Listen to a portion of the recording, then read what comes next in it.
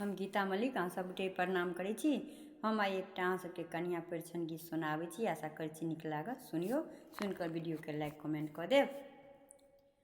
सजी धजी एली कन्या ससुर के दलान हे। सजी धजी एली कन्या ससुर के दलान हे। मंगल होबे लागल ससुर के दुआर हे। मंगल होबे लागल ससुर के दुआर हे। सजी धजी एली कन्या ससुर के दलान हे। सजी धजी एली कन्या ससुर के दलान हे। मंगल होबे लागल ससुर के दुआर हे। मंगल होबे लागल ससुर के दुआर हे।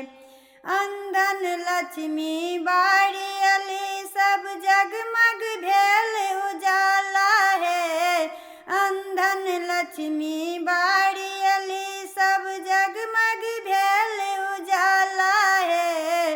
सासु सोहागिन परिछन करती हाथ में लेने डाला है। सासु सोहागिन परिछन करती हाथ में लेने डाला है। घूंघट समारू कन्या चलू धान धानिए। घूंघट समारू कन्या चलू धान धानिए। मंगल होबे लागल ससुर के दुआर हे। मंगल होबे लागल ससुर के दुआर हे। सजी धजी एली कन्या ससुर के दलान हे। सजी धजी एली कन्या ससुर के दलान हे। मंगल होबे लागल ससुर के दुआर हे। मंगल होबे लागल ससुर के दुआर हे। सासु अहाँ के आस लगौने एती प्राण प्यारी है। सासु अहाँ के आस लगौने एती प्राण प्यारी है। घरक लक्ष्मी बनल रहू अहाँ दियौ कानक बाली है। घरक लक्ष्मी बनल रहू अहाँ दियौ कानक बाली है। ससुर अहाँ के कन्या बड़ी दिलदार है। ससुर अहाँ के कन्या बड़ी दिलदार है। मुँह देखाई देता सोना के हार है।